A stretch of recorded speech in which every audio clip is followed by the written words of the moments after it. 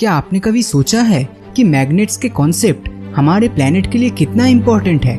यहाँ तक अगर एक मैग्नेट को हम खुला छोड़ दे तो वो हमेशा नॉर्थ और साउथ के डायरेक्शन में ही रुक जाता है, क्योंकि धरती खुद एक घूमता हुआ मैग्नेट है और हर मैग्नेट की तरह उसका भी एक नॉर्थ और साउथ पोल होता है। हमें पता है कि धरती का एक सेंट्रलाइज्ड कोर होता है जो लावा और पिघले हुए मेटल से भरा है।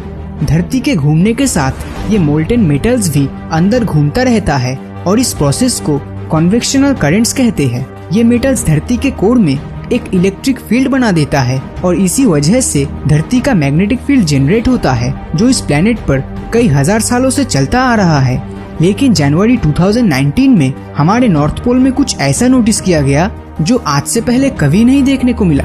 दरअसल हमारा मैग्नेटिक नॉर्थ पोल अपने पोजीशन से हटकर बहुत ही तेजी से साइबेरिया की तरफ जा रहा है। अब नॉर्थ पोल का इस तरह से पोजीशन चेंज होने की बात सुनकर शायद आपको घबराहट हो रही होगी, लेकिन धरती के मैग्नेटिक पोल के लोकेशन का इस तरह से चेंज होना बिल्कुल ही नॉर्मल है।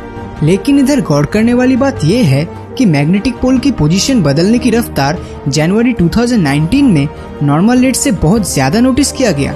सुनने में तो ये कई लोगों के लिए उतनी बड़ी बात नहीं लगती, मगर ये सोचने की बात जरूर है, क्योंकि जिसे हम नॉर्थ पोल समझते आ रहे हैं, क्या वो वाकई में नॉर्थ है? और क्या होगा अगर इस मैग्नेटिक नॉर्थ पोल का पोजीशन ही बदल जाए तो?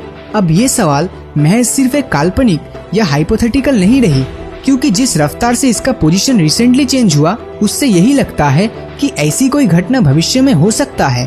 और अगर साइंटिस्टों की माने तो ऐसा लगभग इसी धरती पर 400 बार हुआ है और हमारे मैग्नेटिक नॉर्थ और साउथ पोल आपस में एक्सचेंज हुआ था। और ये कोई एक साइंटिस्ट का अंदाजा नहीं है, क्योंकि हमें कई करोड़ों साल पुराने मिनरल्स मिले हैं जिसका अगर क्रॉस सेक्शन देखा जाए तो इसी मैग्नेटिक फील्ड लाइंस के पैटर्न इन मिनरल्स पर भी देखने को मिला है, जो आज के टाइम के साथ बिल्कुल भी मेल नहीं खाता। मगर ये पोल्स कल ही बदलने वाला है ऐसा नहीं है, क्योंकि पोल्स को स्विच होने के लिए कई हजार साल समय लेता है। मगर ये स्विच अगर कल ही हो जाए तो ये इस मॉडर्न वर्ल्ड के लिए कोई महाप्रलय से कम नहीं होगा। अगर धरती का मैग्नेटिक फील्ड खत्म हो जाए तो हम पर बहुत बड़ी आफत आ सकती है। ये मैग्नेटिक फील्ड हमारी खुली आंखों से दिखाई तो नहीं देता, लेकिन ये हमारे सर्वाइवल के लिए बहुत ही महत्वपूर्ण है। मेरे कहने का मतलब ये सिर्फ हम इंसानों के लिए ही नहीं बल्कि जानवरों के लिए भी उतना ही जरूरी है, क्योंकि कई तरह के पक्षी धरती के मैग्नेटिक फील्ड का सहारा लेकर एक जगह से दूसरे जगह जाते हैं अपने आप को एक्सट्रीम क्लाइमेटिक कंडीशन से बचाने के लिए, और इस प्रोसेस को मैग्नेटो रिसेप्शन कहते हैं। इस मैग्नेटिक फील्ड से पक्षियों को डायरेक्शन, एल्टीट्यूड और लोकेशन का पता चलता है। अगर मैग्नेटिक फील्ड हट जाए तो हमारे पिजियंस घर का रास्ता भूल जाएगा, कछुए के छोटे बच्चे खुद से समुद्र में नहीं जा पाएंगे और जमीन पे ही मर जाएंगे।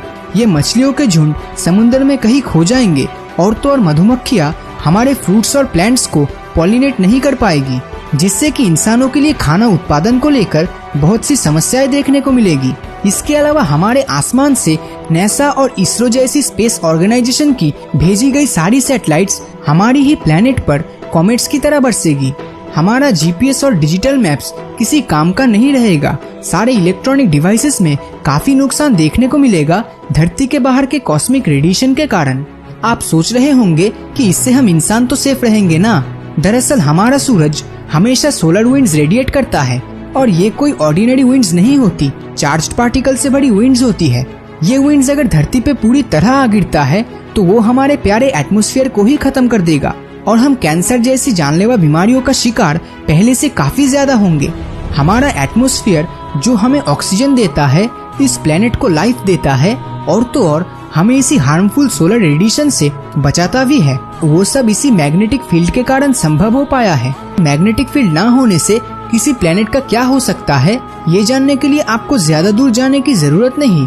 हमारे पड़ोसी मार्स यानी मंगल ग्रह ही इसका एक बहुत ही अच्छा एग्जाम्पल है।